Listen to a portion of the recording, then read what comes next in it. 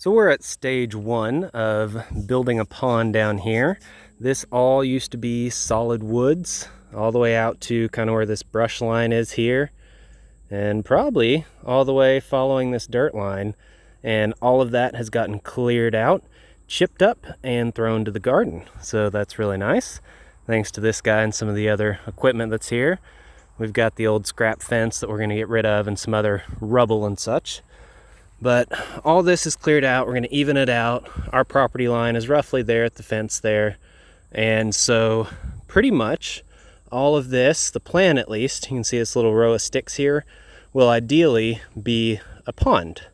And we're planning on trying to get all that cleared out and have a giant pond here, which is roughly 30 to 40 feet across this way.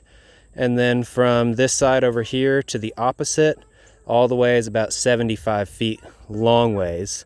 And the edges hopefully will be a little wavy, and not really trying to make it a perfect circle or anything, but that's the goal for that. And so I wanted to get a picture of what it looks like now, and that way once the pond is here and we're all done, we can kind of see what it looks like then and compare it to what it used to be. Already though, as you can tell, judging by all this what used to be overgrowth, we've gained a lot of property already.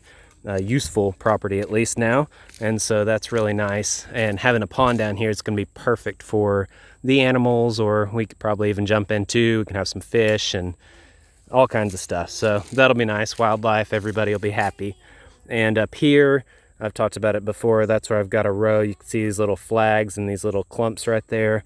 Those are all various edible trees and bushes and stuff, and so that'll be a bit of a food forest strip that kind of goes all the way up here and a line all the way up the hill. And then just in from this will mainly just be pasture and such. This last row is oaks and pecans mainly, and so they'll be pretty big trees. And this will be kind of shaded pasture area coming into this pond here. And so we should be making the best use as we can of all the land, producing nuts and berries and fruits and water and fish and wildlife and all kinds of stuff. And the other plan for the machines and the people while they're here doing this pond work is right up here at the fence line. If you can see, there is a willow tree right up here.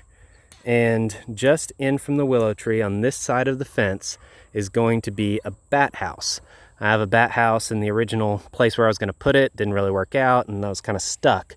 Well, these guys have access to getting an old power pole, and they've got an auger on their equipment, so he's going to drill a big hole there, shove up a giant power pole. We'll mount, it's a multi-chamber bat house on the top, and so it'll be away from any of the big trees.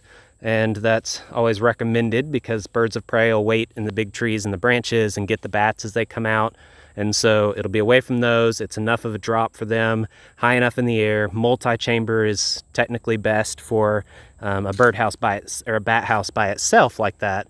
And so we'll have the bat house there. We'll have some of these, and as you get out, we'll have the bigger trees kind of back where I'm standing. And these are more like little bushes and small berry trees.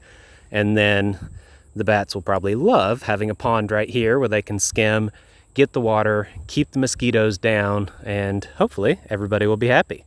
So that's the plan, and we'll do some updates as we go along, and hopefully we'll be able to see the progress of this as it gets built.